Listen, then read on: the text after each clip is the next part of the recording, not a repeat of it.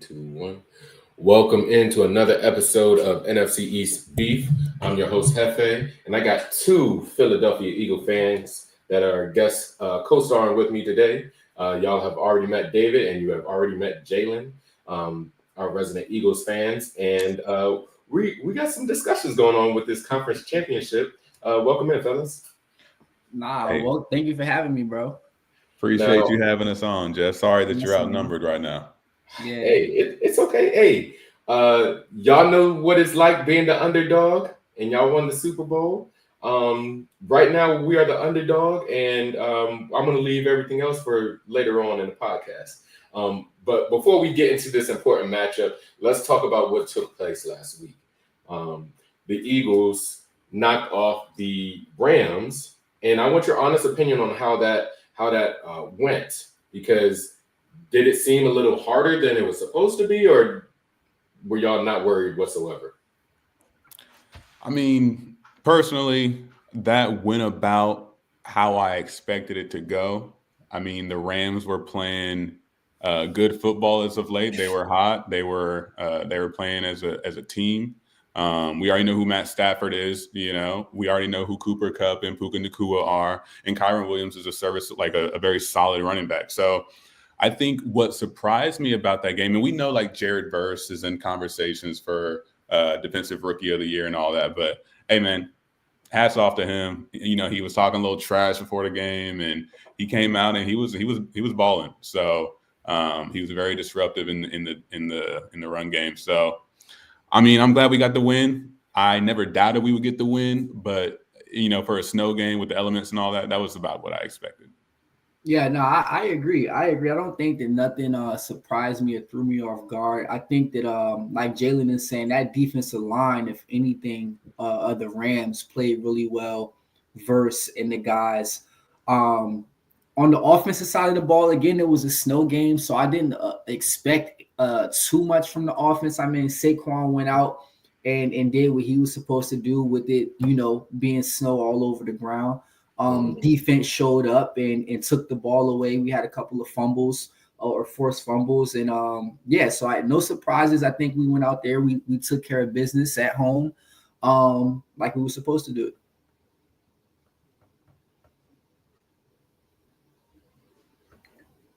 Oh, damn. What happened to you, Jeff? Where you at? He running already. He's running already. Running already, damn.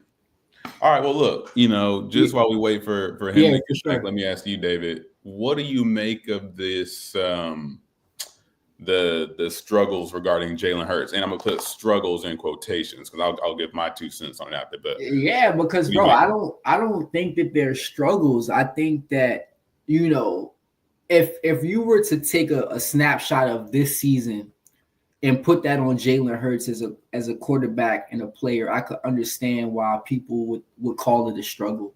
But if you're looking at the body of work since he's been in Philadelphia, we've seen him be able to do all the things that maybe people don't think. He's been able to throw the ball, right? Mm-hmm. When we went to the Super Bowl and he outplayed Patrick Mahomes, we was a holding call away from winning the Super Bowl. And then last year, people forget we started off with 11 wins. You know, before we kind of went downhill. And even last year, I was thinking about this earlier, even last year, we were still putting up 25 to 30 points a game. It was more so just the defense that was letting us down on the back end of those games, right? So then you look at this year now, and we started off our first 4 games 2-2, where Jalen was throwing the ball 30 times a game.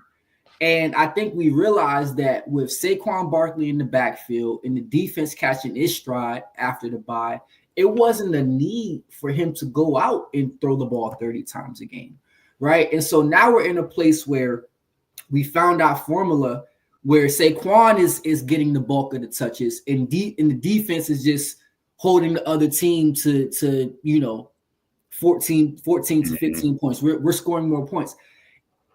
Why? And a big thing that I see a lot of people are saying is he's not letting his receivers go up and make the 50-50 plays. To me, if we have a solid lead in the game, our defense is showing that their offense can't drive on us why put the ball in harm's way? He's had a turnover problem in the past couple of years. That's something that I will say. And I'm glad that he's been able to cut down on those turnovers. But why put the ball in harm's way when the defense is playing lights out and we have a running back who we can hand it to and he can go for 70 yards? We've seen him go out and throw for 300 yards. We've seen him do that. So to me, it's not a struggle. I think that this year we've done what we needed to do when we need to do it, right? And in the Pittsburgh game, and to me, that Pittsburgh game that we played was probably, if anybody had shut down Saquon, I think that the Steelers were the closest team to doing that. And Jalen went out, and our top two receivers had over 10 receptions, over 100 yards, and they both had a touchdown. So we are able to do the things that it takes to win when we need to do it. And I think that's the theme on Jalen Hurts. Just since he's been in Philly, is he's a winner and he does what it takes to win when it's time to do it. Again, if you take a snapshot of this year and you want to base it off stats, yeah, the passing game is down, but he's doing what it takes to win. If you go back and look at the past 2 years, I don't think you can make the same argument that he's not a good passer. Yeah. So real quick, I know I had to exit real quick. And I'm not sure if you kept going, just analyzing the game, but we do have a question from one of our guests, my boy Deluxe, about the Eagles game. Said, did the active snow at points disrupt the Rams' strength of passing impact? Oh, I'm sorry. Did the active snow at points disrupt the Rams' strength of passing impact them more than Philly's strength of running? I would say, yeah. I would say, yeah. I mean, I think like anytime you have a game like that where it's snowing, not only is the ball more slick, but receivers can't get in and out of their breaks as fast. But at the same time, like that makes it harder for the DB to get in and out of his breaks as well. So I think obviously if we're talking of what was affected more, the pass game of the Rams or the run game of the Eagles are a run first team anyway, which is what, Dave and I were discussing when you were when you were getting back on here, Jeff. So I think, yeah, I mean, to his question, the answer would be, I definitely think the Rams pass game was affected more. But at the same time, I mean, like both teams are playing in it. I mean, it just kind of played to one team's strengths over the other. And it maybe would be more of a talking point had these two teams not already played in what was that week 12 when they were in a dome. So it's like, hey, you had the opportunity to kind of show what you guys would do on a field where there are no weather elements affecting the game. And now, was that with or without Puka? Oh, they had Puka that game. They had Puka that game. That was with Puka. And I mean, to me, man, like it's February, it's January, February, it's championship football. Like you're not going to be able to go out and throw for 300 yards and win the game. That's not how championships, or that's not how Super Bowls are won. You look at the Bills that just played this week. You look at the Chiefs that just played this week. None of those quarterbacks threw for over 200 yards or had like a super freakish passing game. They running the ball and they playing good defense. So, like, to me, yeah, like if you had to answer the question, I think that the Rams would struggle more in the snow. But whose fault is that? No. I think we reached a point. I think we reached a point in the season where there are no more excuses.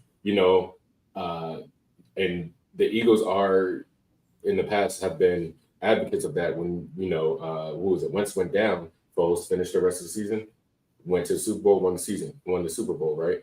And I think that we're at a point now that there are no more excuses. There's no more concussion excuses, weather excuses. And I'll be 100% fair. When we won that game, I was on a high. Everything was great. And we started thinking about who would we rather face. I said I would rather face the Rams, and it's not because I'm a predicate. No. I want to predicate this. I wanted to face the Rams because I wanted Jaden Daniels to play at home in an indoor field, his hometown. I wanted no weather, anything. I didn't want this, exactly what we're watching right now. I didn't want my team to have to go in and play in the snow. That's why. That it has nothing to do with the team itself. Yeah, you're a harder team. harder team to play. You have a better roster. That all goes into it, though. That all goes into the Philly experience. The sole reason why I didn't want to play the Eagles in the second round last week was because, or the third round was because of the weather. This what we're looking at. I didn't want that. Yeah. I mean, like they're saying, that's the whole experience. And you know, because it's going to be like cool and clear. Yeah. That's another, you know, obviously, like when they talk about home field advantage. That's where we are. You know, like home field advantage is not only just a fan experience, but also when you got an open stadium with, you know, whether one team's kind of more equipped to play in that than the other. So, yeah, I mean, I think as far as and that's why, like I said, there's no excuses. Yeah, no. There's no excuses. I think, definitely Deluxe. Definitely, it does help their running game because they're better. Like Jalen said, they are better at running. But who are you going to blame? You go into the conditions that you're in, and you got to be the better team.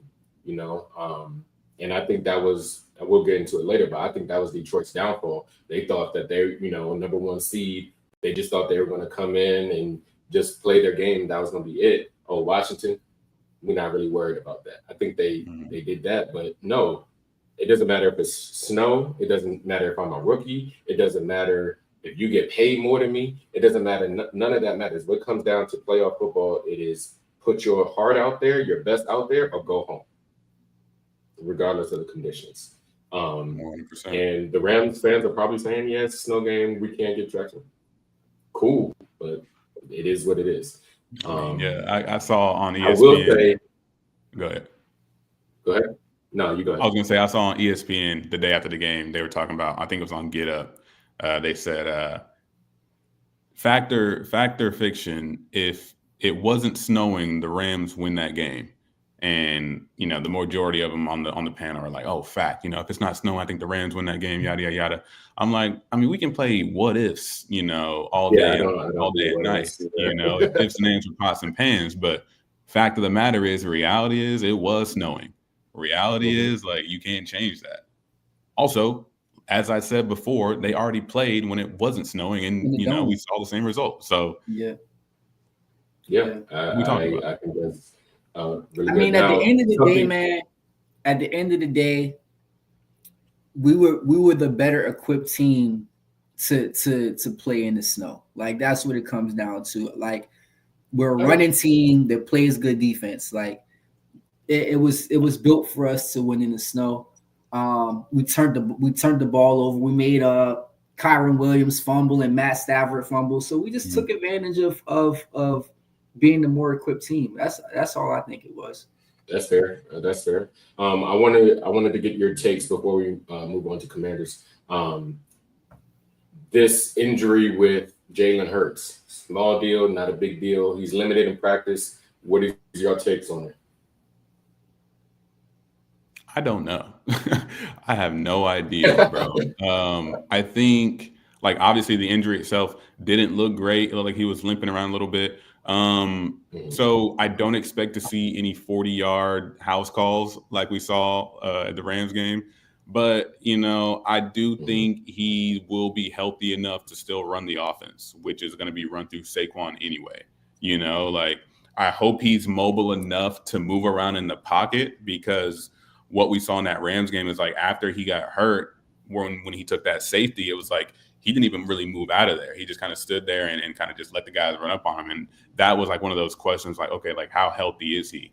So I'm assuming that, you know, he's healthy enough to kind of evade the rush a bit. Maybe he won't be, you know, there won't be as many QB designed runs, but I'm assuming he'll be healthy enough to you know, move around the pocket, maybe a quick little, you know, RPO or boot out to the, you know, left or right, and then kind of dump it off to somebody. But I think, you know, based on the injury, he's not missing this game. So he's a warrior. It's like it's one of them things where, like, even if they told him, hey man, you probably shouldn't play, he's not gonna let that happen. So no, I think he'll be ready to go, and I think they'll run the offense and call some plays based on what he is and is not able to do. Yeah, so he was a full participant in practice today. I saw a little footage of him on like a QB rollout in practice, like throwing the pass. Can't really tell too much. Like Jalen said, I can't really tell. I don't really know 100%, and I think that they're going to mask it or try to keep it as close to the chest as possible for as long as possible. So it's no real way to tell. But one of the things that does worry me is that was a big difference in him going out in that game in Washington versus Kenny Pickett playing, and y'all were able to play the run game a lot different versus Jalen versus Kenny Pickett. So I hope that he's, as long as he's mobile enough to where y'all ends have to respect him as a runner. I think we'll be fine. I think that that's all we need at the end of the day on Sunday. As long as y'all have to respect him as a runner, we should be okay. I think I'm glad you brought that up because that was going to be my point. Yeah. I've talked to both of you about that Kenny Pickett game. Deluxe says, if Hurts is immobile, would you go Pickett or is Pickett healthy? I think Pickett is healthy. You still go Hurts, even if he's not mobile. I think at this point you ride with him until he literally can't. Yeah, you still go Hurts. But I'm glad you brought that up because it's exactly what you said. If he can't be normal Jalen Hurts, then we're going to do the same thing we did with Kenny Pickett and for the first 3 quarters of the first Eagles game, which is focus only on Saquon and make Jalen Hurts beat you with his arm. That's what they're going to do. Which he can do. Mm-hmm. He and can that's what do. me and Jalen were talking about. He can do, but you saw in the end of that Rams game, something was off. He couldn't even move in the pocket. It was snowing though. Like, is that a valid like barometer on how good of a passer he is? Is snow? Never said that. It just I never said that. I just said it matters. It matters. If he can't move around the pocket, I'm forcing him to throw every time. I'm putting Saquon on lock, which is hard to do. I realize that is a hard thing to do. Many teams have tried. The Rams tried on Saquon, stopping that run just like we did the rest of the game, because just like you said, at the beginning of that game, we had to focus on AJ, we had to focus on Saquon, Devontae Smith, and Hurts. If Hurts can't run, But guess who was food? Guess who was food when Hurts went out and Pickett came in? Lattimore. Don't act like that secondary is shored up like that to where they can Lattimore was not Smitty and AJ one-on-one. I told you this last time. He had one actual PI. The other ones were not PIs. Jeff, I was at the game and they was coming towards me. I was at home watching with a closer camera. They were coming towards me. I was sitting right there. We had at least 3 on the same drive. Yes, the one where he fell over, when Lattimore fell over, that was not a PI. The one where the first one, he lobbed it up. It was 2 on the same drive.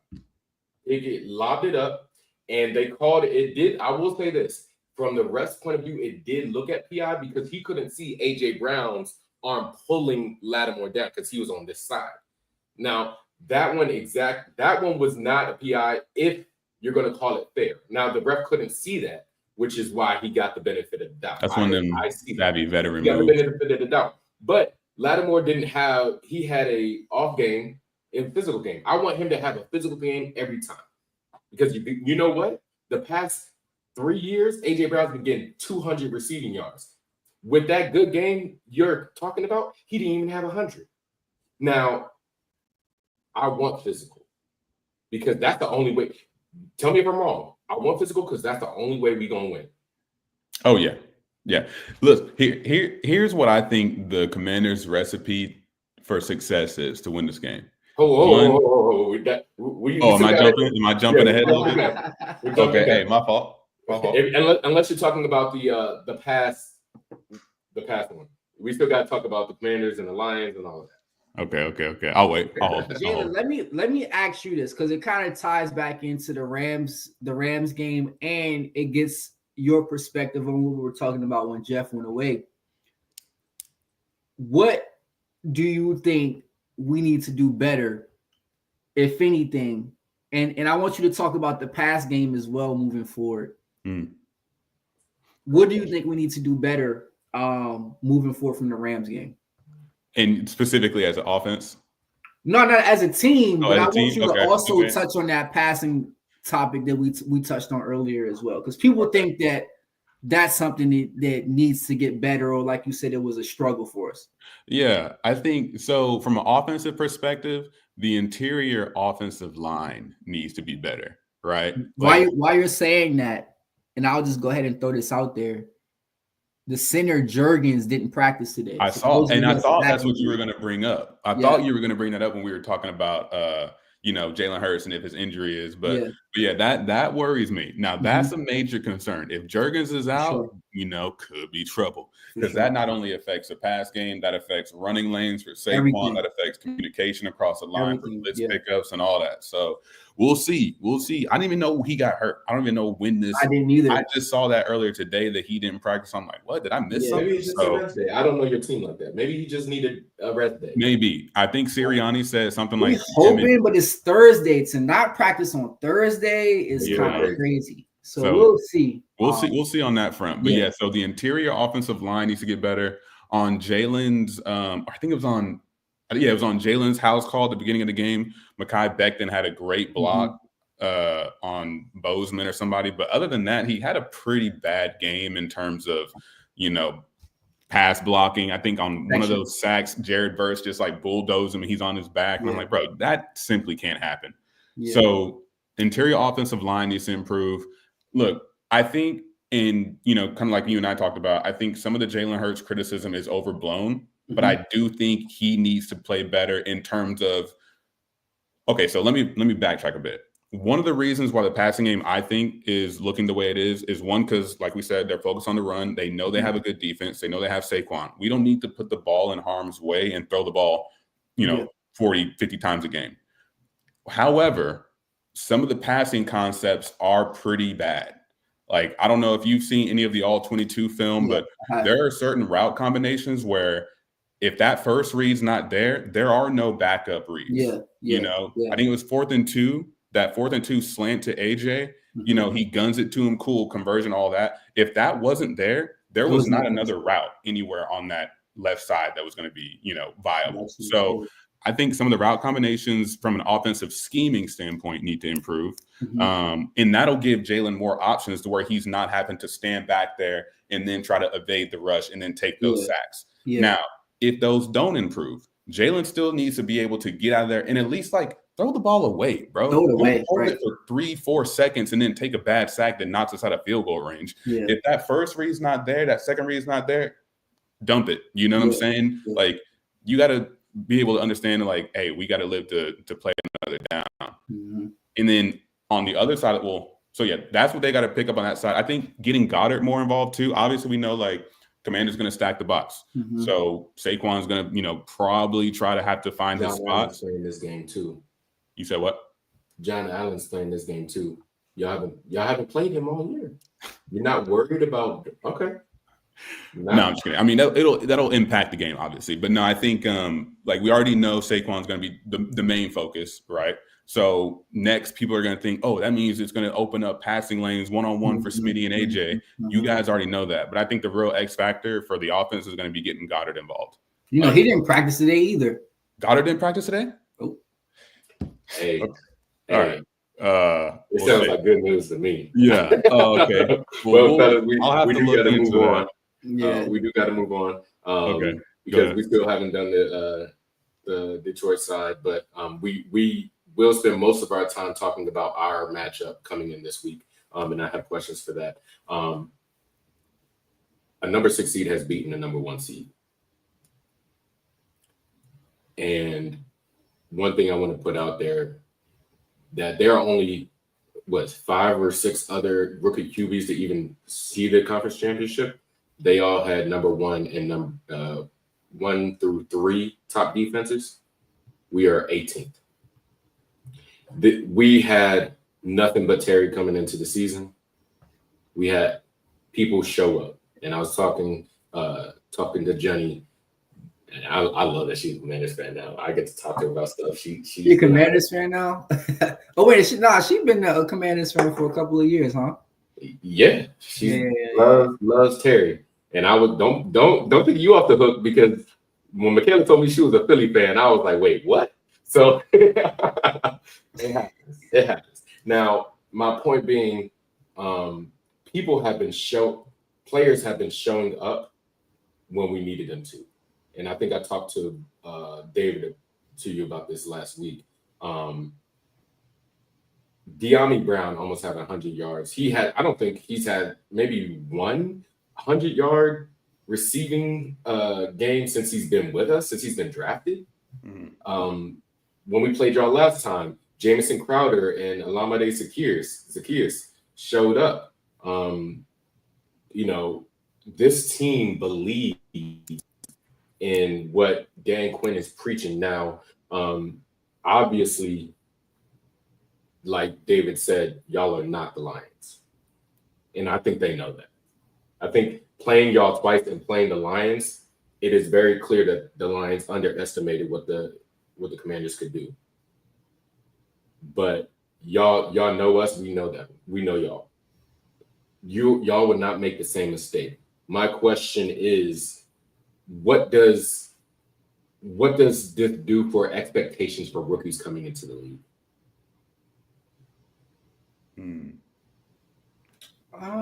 Is this a positive thing for rookies coming into the league, or is this a negative thing? Because I don't think this is something that comes across every season. I think that you get a Stroud, you get a Burrow, you get a Lamar. I mean, you can talk about it or not, but the first couple of years of Carson Wentz, he was great. Yeah. Oh damn, Jeff.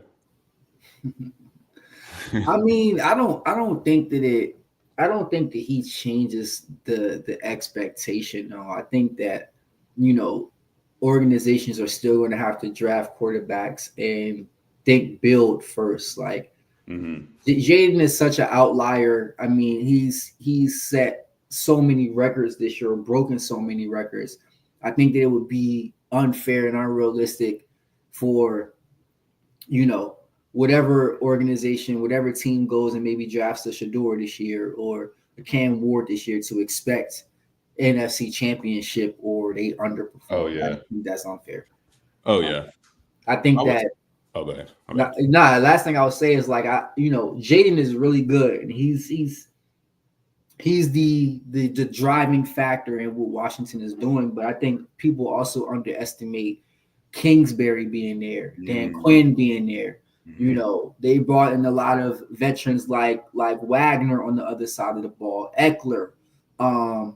So they've made a lot of moves to put some, I would say, underrated talent around Jaden as well, to make that team and organization go as well. So I don't think that.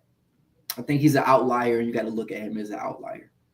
Yeah, and I would say I think it's more of a testament to, kind of like you were saying, more of a testament to Jaden than it is to how organizations evaluate quarterbacks coming in. Sure. I think it's just more of like a highlight of just how good he is.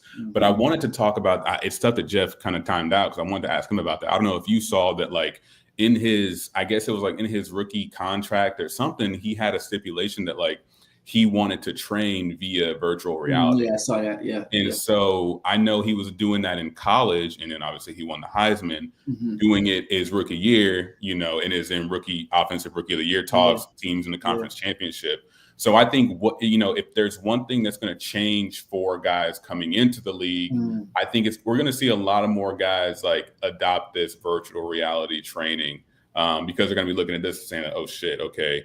And I hope I can cuss on here. Oh shit, we see Jaden, doing this VR training. There you are, Jeff.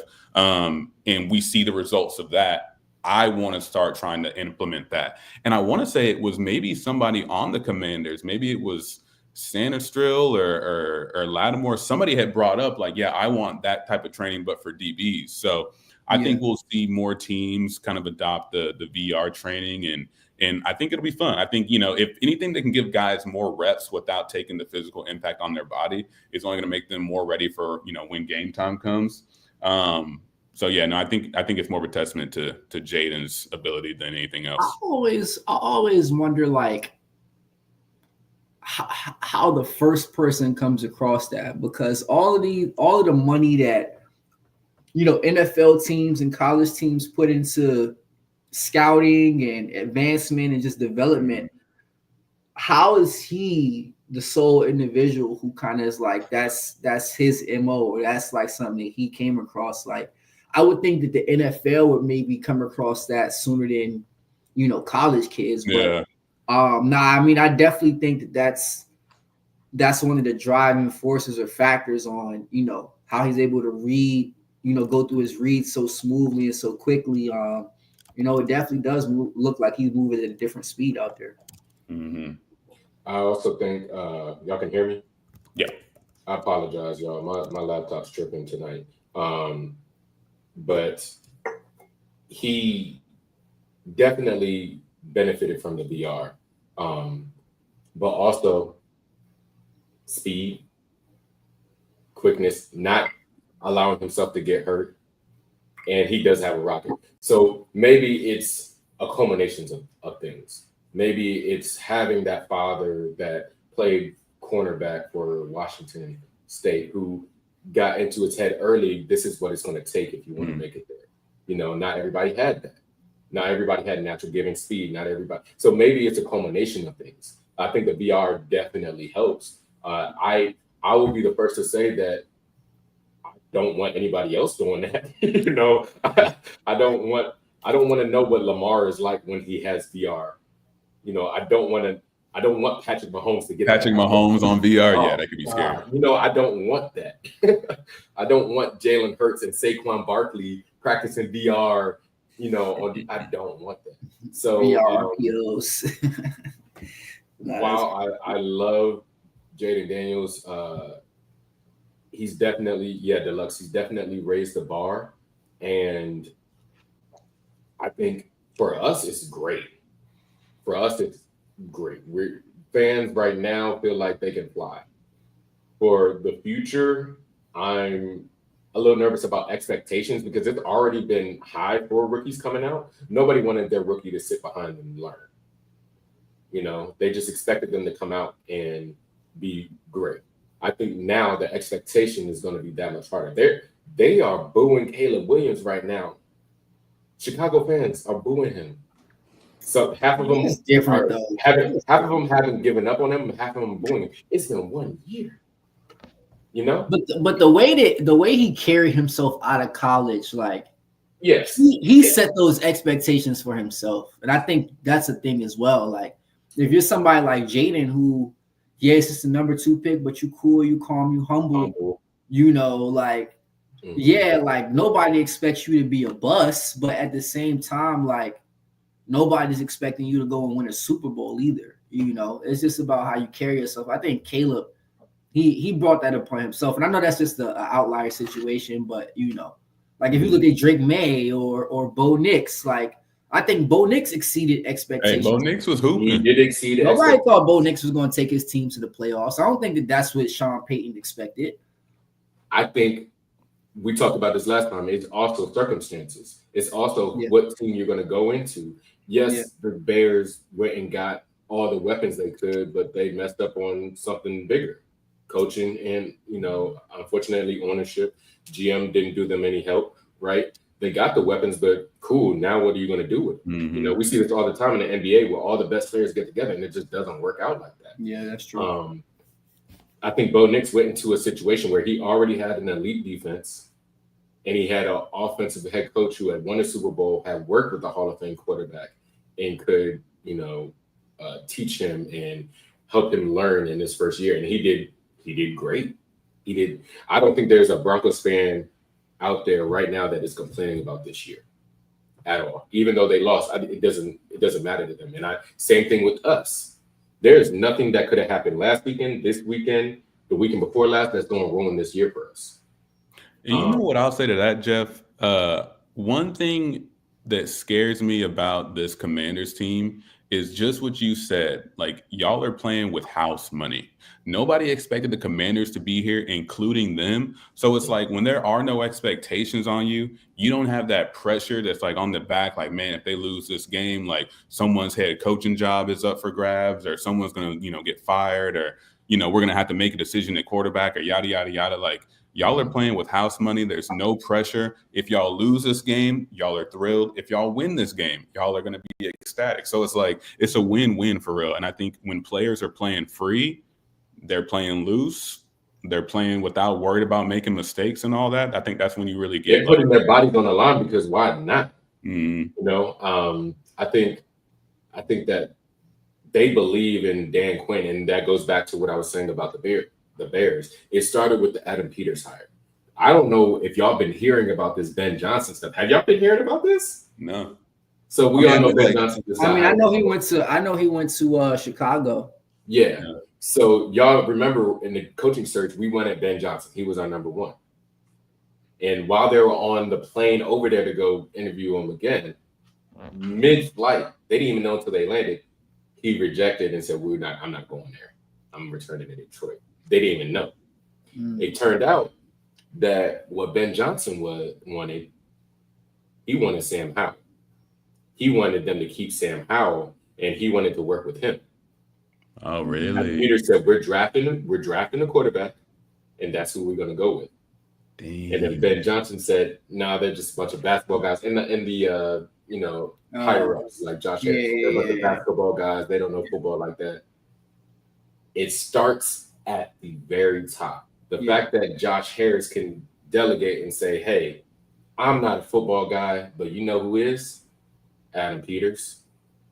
I'm going to trust him to make all the moves. That's why Dallas is not going to succeed. I'm going to trust him to make all the moves. Adam Peters goes out, and he's like, all right, I want to Ben Johnson, but you know what?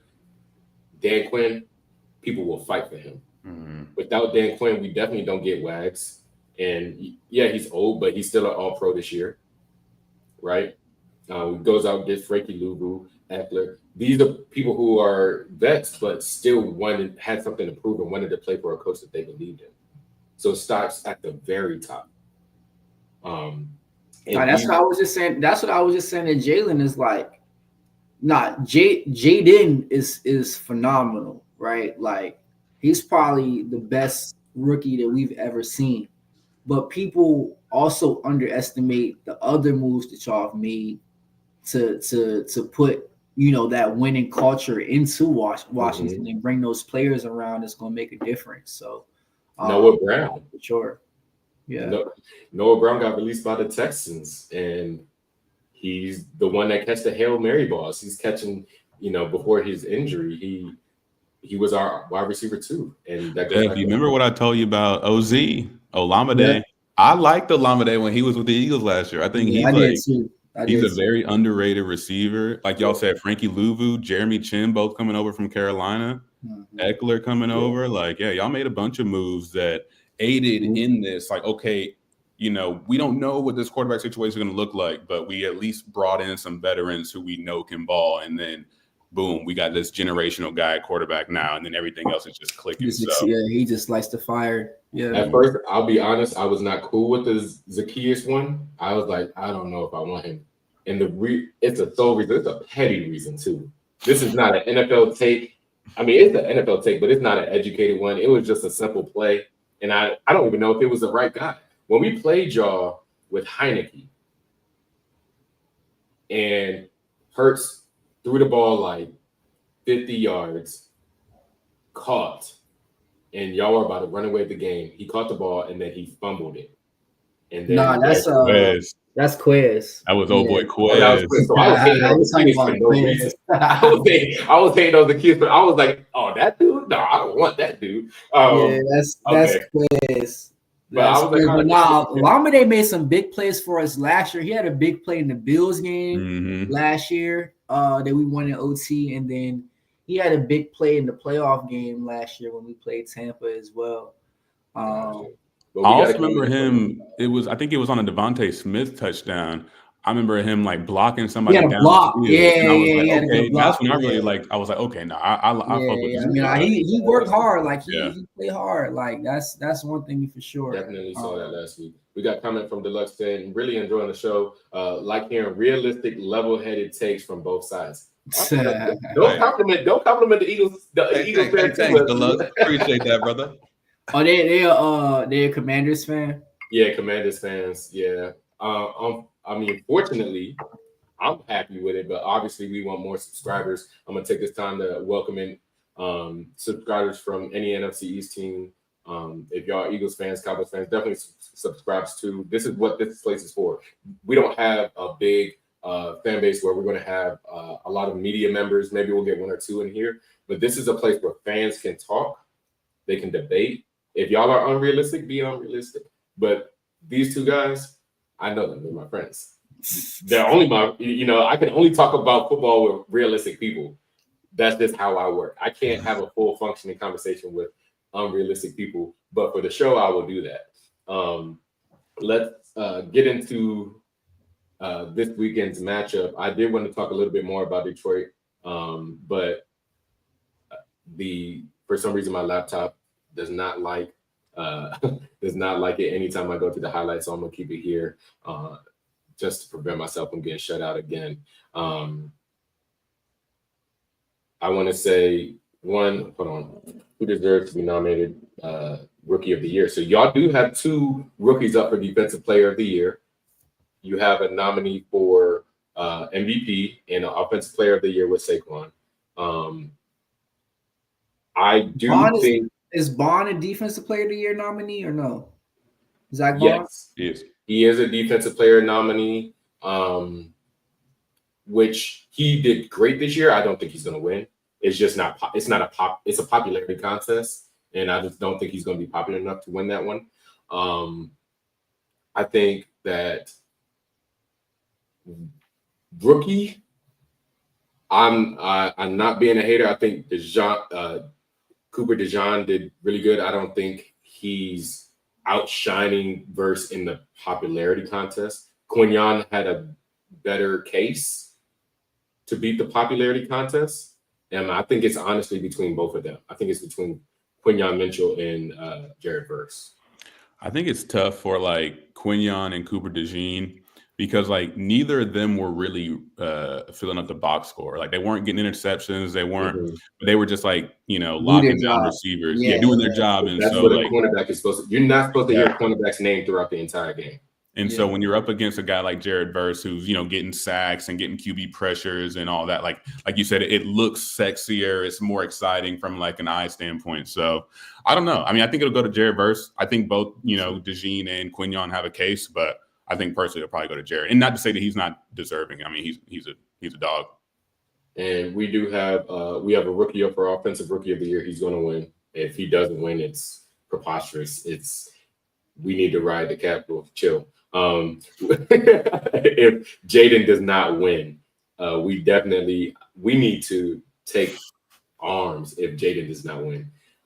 He should win. I do think that we have a case for Dan Quinn being Coach of the Year. I think that at first it was Kevin O'Connell, but how quickly they tanked the last game of the season and the first game of the playoffs, I think that kicks him out. I think Dan Quinn beats him out at that point. See, it's tough. It's tough for because I don't know. Like, is it based on just a regular season, or are we factoring in postseason as well? Coach of the Year, the entire year. But technically, it's a regular season stat. It's just like the MVP in basketball. It's like, and this is why I hate it. This is why I wish that they would give these awards out before the playoffs started, because we're human. It's impossible to watch a playoff game and not include that into the decision that you make for a regular season award. I disagree on that a little bit, though. I think I think it's a full thing. I think now Josh Allen has a better chance of winning MVP that he beat Lamar. I think that matters. I think that matters in the voting and everything. Now, See, I think that's tough and I can't think of any off the bat, but like let's say Saquon's having a year he's having, but the rest of the Eagles team is trash and they don't make the playoffs. Like, should he be punished for not getting to, show his skill set in the postseason? And because his team didn't make the postseason, we're not going to consider him for MVP anymore because now we're seeing other guys ball and he's not there. Like, I think it should be regular season as well. That happens with every running back, regardless if they have 2,000 or not. We were not talking about Zeke Elliott being an MVP when he got it. Hell no. It happens like that. And unfortunately, unless Lamar, Josh Allen didn't have the years that they did have, then it would have been Saquon's. But they did. Okay, so listen to this. But Saquon is having a better postseason than both of those guys. He was number 3 going into the postseason. So if we were going off your logic, Saquon would be the MVP right now. I don't think he's having a better playoff than Josh Allen. What? Didn't Josh Allen just go off against the Ravens? He had 127 passes. I'll be honest. And Saquon ran for 200 plus and 2 TDs in the snow. And then against Green Bay, he had another 100 plus yards running. No, Saquon having a better. I don't know if he had a touchdown, but hey, I would be cool with Saquon. I have nothing against Saquon himself. I'm just telling you, that's not how the awards work. It don't work like that. But it's a quarterback award, unfortunately. And this is going back to what we were talking about, Coach of the Year. So the reason I brought that up is because, like, if you're looking at a Dan Quinn, I think he for sure should be in conversation. I mean, look at where y'all are. If you're looking at a Dan Campbell, like, the Lions sustained so many injuries and they were still able to secure that 1 seed. Now, granted, they lost in their divisional round, you know what I'm saying? So, like, if we're counting that game, like David said, exactly, it taints your view of the coach. Even Kevin O'Connell, JJ McCarthy gets hurt, you got to start Sam Darnold, and then boom, he's balling, and you're like, okay, Kevin O'Connell's, he should be in this conversation. I'm gonna keep a spade a spade. We're talking about, yes, they did good, and Dan Campbell did great in the regular season, and they fell off in the first game they played in the playoffs. Half the country trying to fire Dak for the same thing?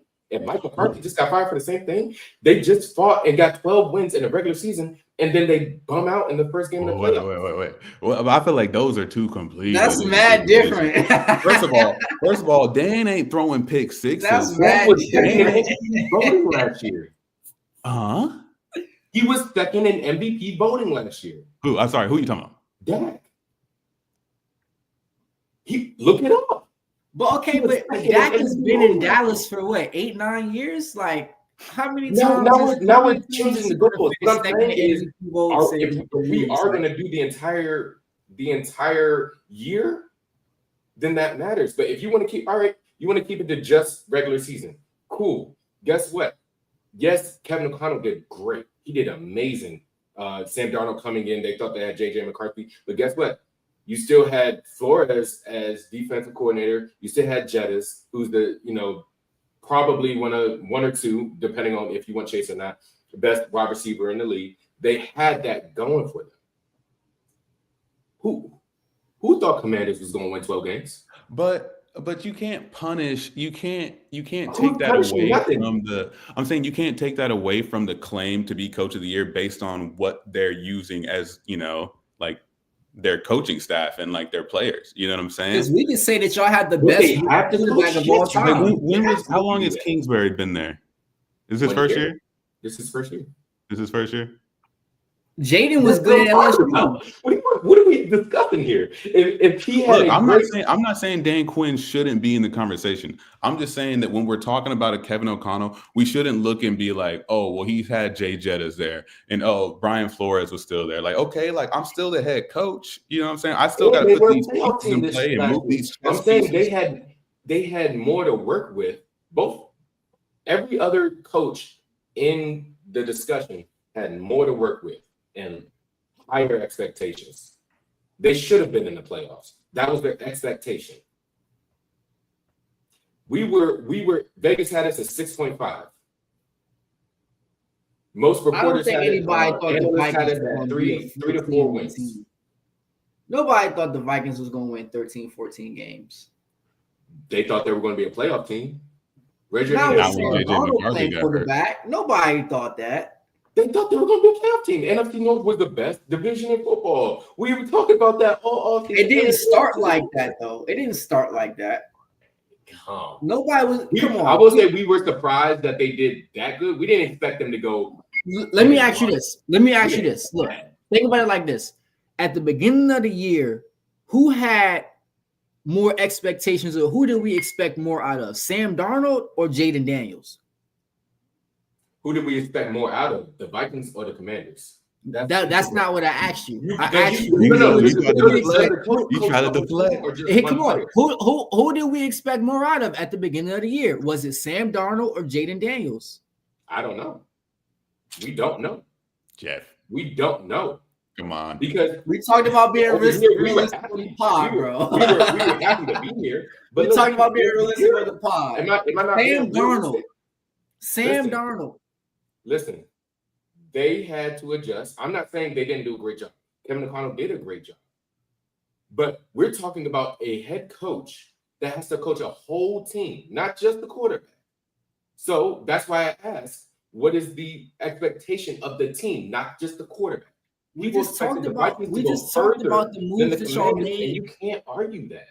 We just talked about the moves that y'all made in the organization, though. We talked about the vets that y'all brought in. Yes, and all I heard all offseason was, why they getting Wax? He watched. Why they getting Eckler? He watched. Why they getting Brown? He watched. I just gave them their props. I said those was good additions. I said that those was key contributors. Yeah. All I'm saying, look, listen, bro. We see it.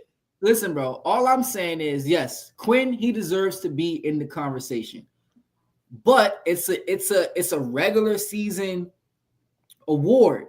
Dan Campbell up in Detroit, they broke some records as a team this year, as a franchise this year. It being a regular season award is debatable, but I agree that I agree with you that if it's a regular season award, then the results should come out before the playoffs start, so that we don't have to watch the playoffs and say, man, Saquon is playing a lot better than Josh Allen in the postseason. He should be the MVP. And then Josh Allen gets it because it's a regular season award. I agree with that. That's fair. 100%. That's fair. All right. We haven't even touched on our matchup. So we got to do this. We've been on here a long time. Let's go really quick. So you touched on this before, David. Where's your confidence level at going into this weekend? And then it being, I'm sure y'all feel pretty comfortable right now for the most part, but also tie that into what is your biggest concern for going into this weekend and how do you beat that? Yeah, I think it taught my biggest concern has a direct correlation with my confidence level. And my biggest concern is Hurts and how mobile he's going to be, what the knee looks like in general. If he could come out and again be able to make y'all respect him as a runner, I feel really good about this game. I would feel like maybe like an 8 out of 10, like a 7.5, 8 out of 10. Now, if he's not as mobile and he got to stand back there and just be a straight passer, that's something that he could do. But taking Saquon out of the game, I think, drops my confidence level down to maybe like a 6.57 out of 10. Jalen? Yeah, I think my biggest concern for this game is I don't know what's going on with Cam Jurgens. And if he isn't playing and Landon has to move over from guard to center, and then we got to put Tyler Steen at guard, like that's just too many moves. The communication's not going to be as seamless as it was before, and that's going to affect everything. So that's my biggest concern. Another big concern would be I feel like our team hasn't done the best against the blitz, and I think Washington y'all blitz a considerable amount.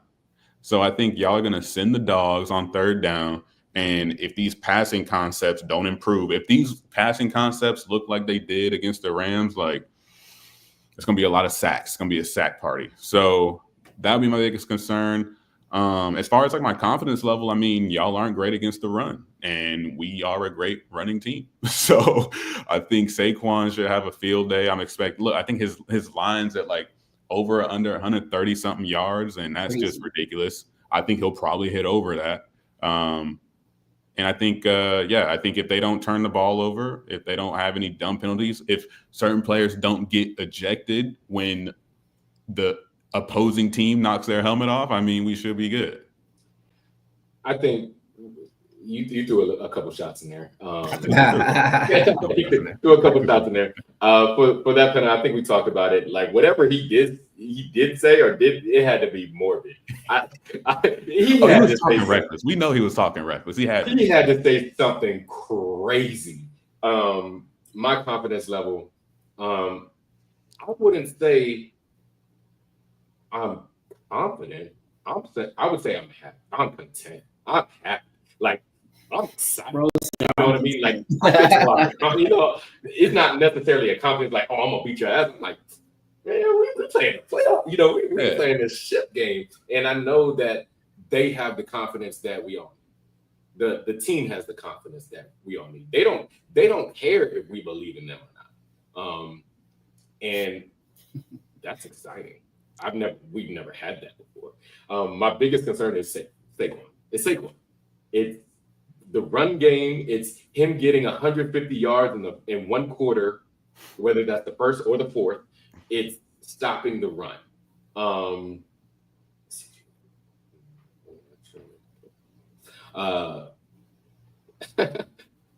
It's Saquon. That's my biggest worry.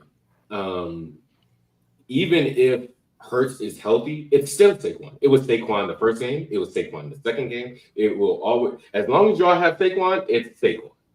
Mm-hmm. That's it.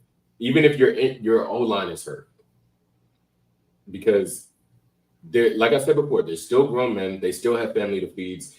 If they are second or third string, this is a conference championship. They're still going to put their body on the line to get it done.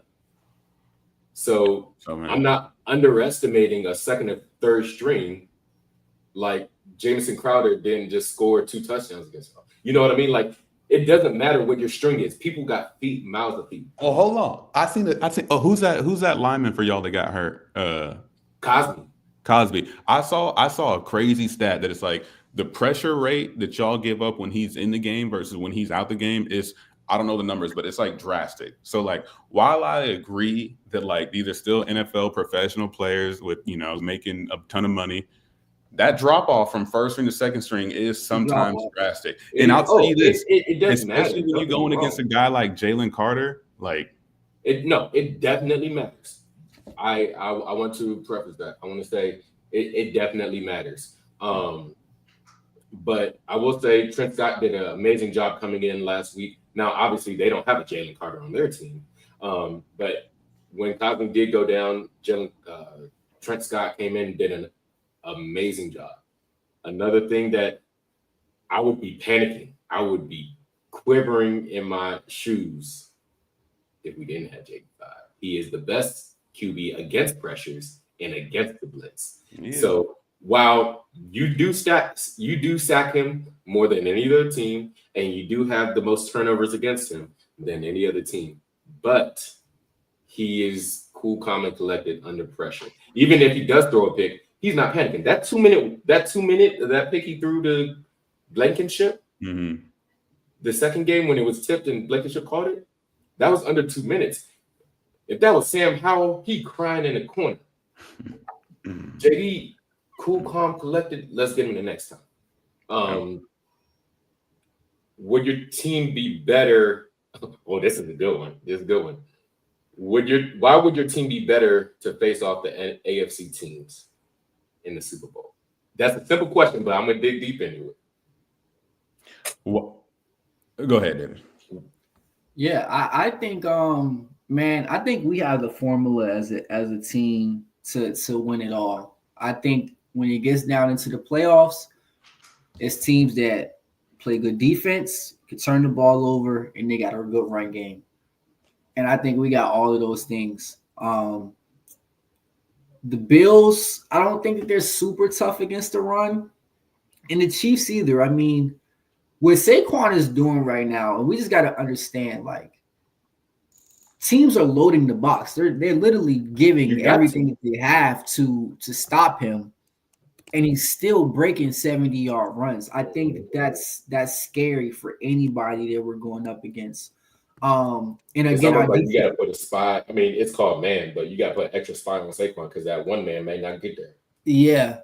And we're averaging like 2 to 3 turnovers, forced turnovers a game in the playoffs so far. So I think that right there alone, that formula, I think we could beat anybody, whether it's the AFC, NFC, Mahomes, Allen. It doesn't really matter.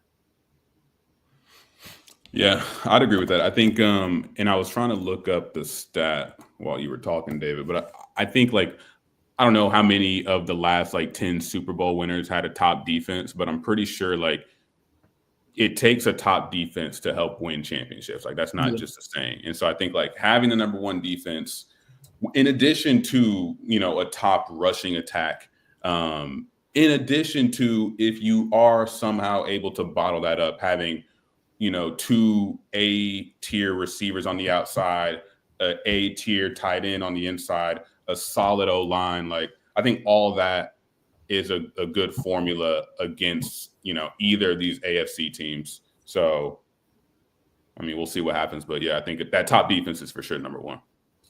I definitely think that there's no getting around it. You have the better roster from top to bottom.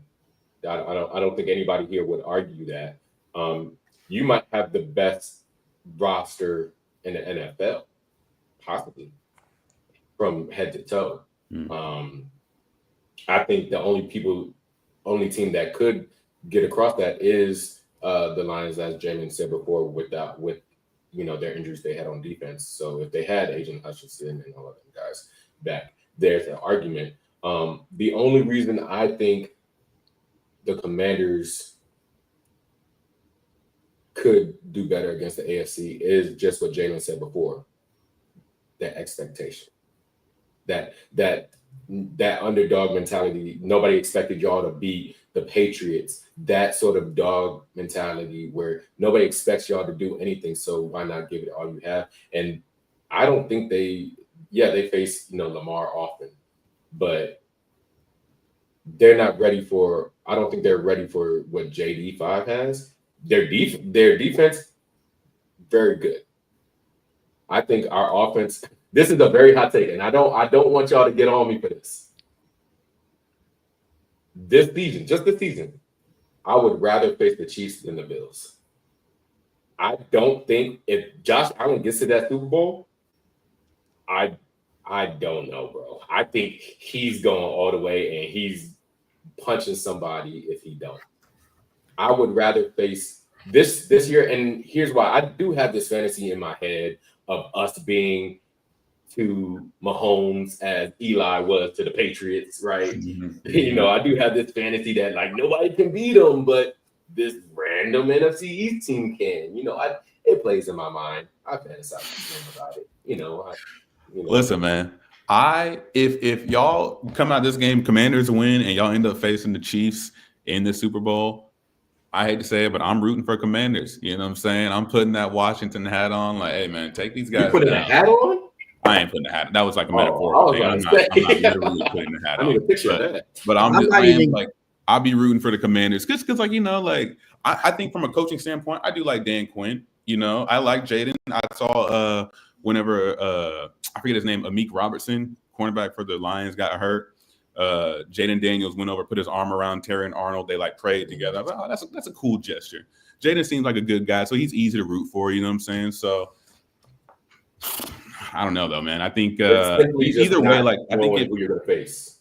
Yeah, I think if the Chiefs get there, like we are all. I don't think the Chiefs get the rest. Like even if y'all go, I don't think the Chiefs get it. You don't think so? I just think like up to this point, everybody thinks the same thing. Like, oh, the Chiefs aren't as good as they usually are. The Chiefs aren't as good, and they're still somehow in the AFC Championship. I don't think they're going. I think the Bills. Josh Allen is not playing this year. He's not. He's not going to go into KC. I hope you're right. It's complicated, bro, because like I think that the Bills are more talented, but the Chiefs, I don't know. Like the Chiefs with the refs, bro. Like you can never count them out of a game. If you got Patrick Mahomes in the black and white, they're never out of a game. And that's the only thing that scares me is some of the calls that they be getting and just like the breaks that they get. If it was in a vacuum and we had some good refs in the NFL that wasn't biased, that wasn't compromised, I would say the Bills. And I would say that I would prefer to play the Chiefs in the Super Bowl. But I've been to the Super Bowl and played Patrick Mahomes and seen how the refs can affect that game. And I don't really necessarily want to go through that again. I don't care who they have on the team. You honestly think if y'all face the Chiefs again, y'all not whooping their ass? I think if y'all face the Chiefs, y'all might beat them by 10. I'm not saying disrespect. I get Patrick Mahomes is Mahomes. You can't count him out. I honestly agree with that. I still think Patrick Mahomes is still going to win 3 more Super Bowls in his career. I'm taking my odds with Allen, bro. We beat Allen before. I like my odds there. Are you afraid of the Chiefs? No, I'm afraid of the refs, bro. I'm afraid of the refs. Like, did y'all watch the Chiefs? Did y'all watch the Chiefs play the Texans? Yeah. It's glaring. It's glaring now. That call, just follow me though. That one call, as little as you might think that it was, that changed the game. Yeah. That was the game, right? That was a third down where the Texans had just scored and they got to stop to get the ball back. Yeah. 15-yard unnecessary roughness, whatever they called. And that's pretty much the game got sealed. And bro, we've seen that time and time again with the Chiefs to the point where it's like it's blatant now. It doesn't even matter if people notice it. Like they don't care. They still throwing that flag. Yeah. So I'm not scared. I'm not scared. Like I said, if it came down to playing the Chiefs roster, just them, I would want to play them. But I've seen how the refs affect the game when the Chiefs are playing, and I just rather not be a part of that. Counterpoint Deluxe says, have you seen the Philly record and penalties called with a Cooley ref crew? I haven't, but I know that we had the most penalty yards benefiting from penalty yards this year. I know we had the least. So I don't care what ref you throw out there. We was on the wrong end of the black and white this year for sure. Philly is 6-0 with the Holly Cooley. I can't even say that name. Hockey. I don't know who that is. I spent all my time in the Commanders. I don't got time for refs. Deluxe, is that the crew that's doing this weekend? I'm not sure. I have no idea. I don't know who the crew is this weekend. Jalen, but listen, man, I ain't concerned about no zebras. All I need is them Eagles to come out playing clean, turnover-free football. No penalties, no mistakes. You know what I'm saying? Jaden Daniels going to do what he do. We know Jaden Daniels is going to get his, but as long as that run game is good, as long as that O-line don't have no miscommunications, you know what I'm saying? I'm taking Eagles 28, Commanders 24. Okay, so that leads into my last question. Apparently, Hockey League crew is doing this weekend, and y'all are 6-0 with that crew. So great news. Thank you, Deluxe. I don't like that stat because now it's like we are the undefeated beaters. They gonna try to overcompensate now for us being 6-0. I don't like that. What I don't like is there to be excuses. I don't want player to get injured and then that's an excuse. I want the team to play as is without ref help. I don't want no excuses. No, exactly. Like the snow, I don't want no excuses. I just want it is what it is. But Jalen got into my last question, which is the prediction for this week. I'm assuming both of y'all have the Eagles win. Oh yeah, for sure. Score. You said what was the score, Jalen? 28-24, Birds. I think it's going to be 34-26. 34-26. So is that going to be a like last minute type thing? Y'all pull away, or it's not close and then we catch up to get to 26? I don't necessarily know, but I think that y'all are going to go for 2 early in the game or at some point in the game, and y'all not going to get it. And that's going to ultimately be the difference. Y'all probably going to have a shot late in the game to win it. But y'all going to be down by 8. I think that's very possible. The 8 part, the losing by 8 is possible. We have only lost 1 game this season by double digits, and that was the first game of the season against the Bucks. The going for 2, unless we better not go for 2 unless we are down double digits.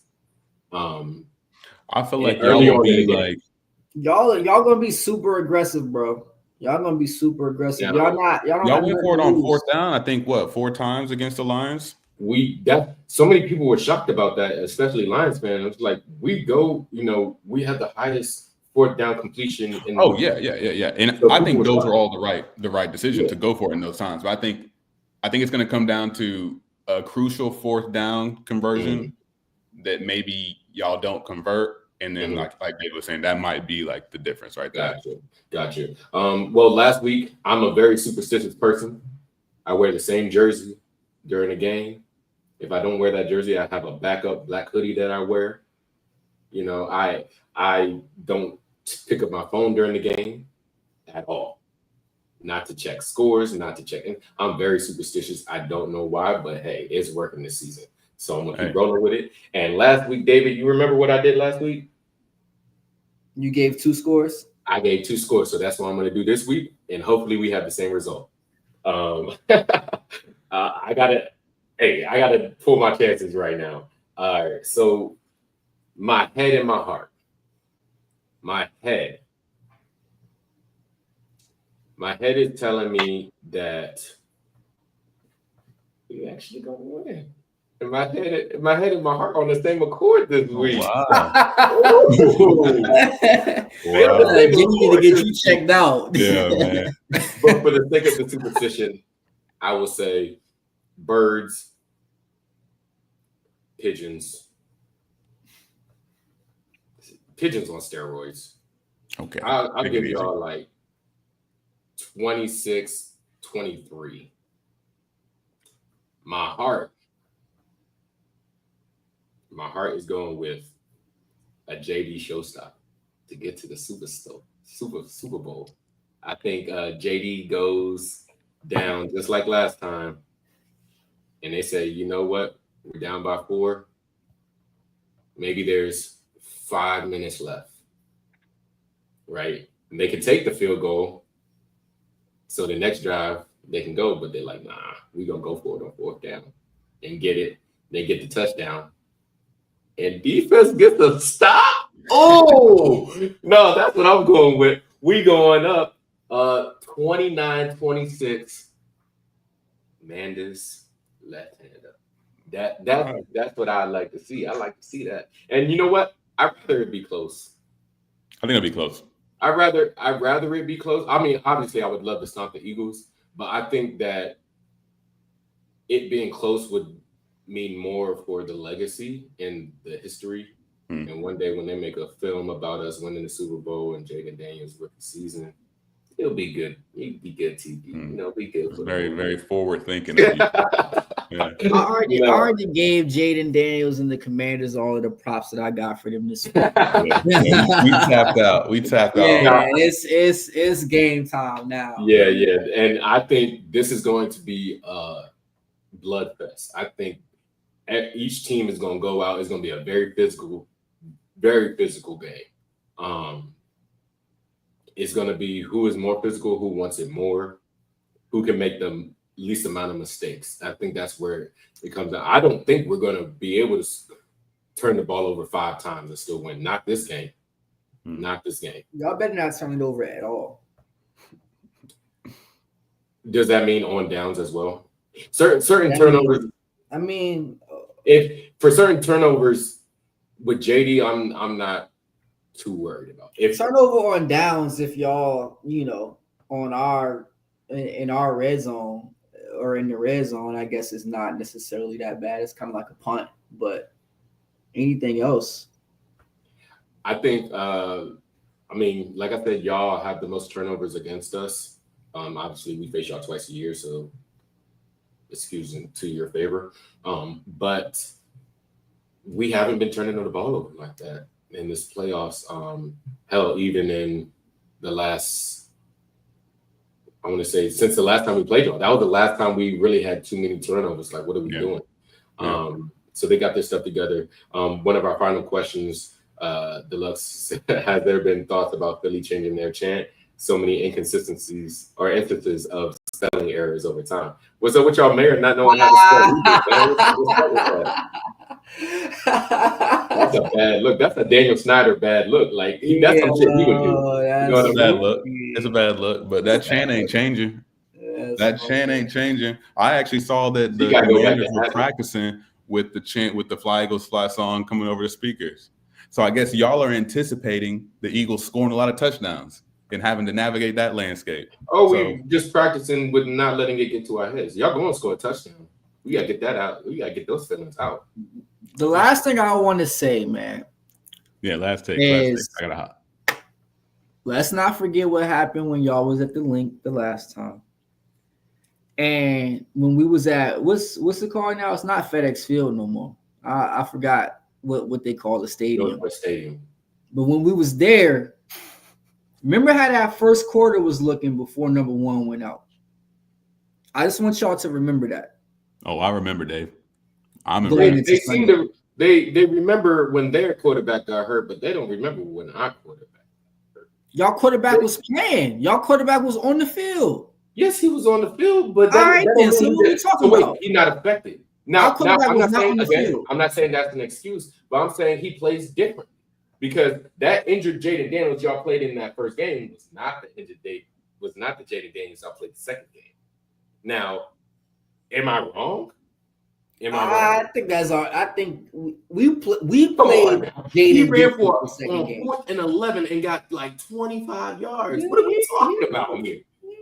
It matters. Yeah, it matters. So I will say this. I will say I am happy that Jalen is playing. I'm happy. He said so the ribs don't matter. I don't know if y'all can see the comments, but I can see the comments. Y'all was calling design runs for him.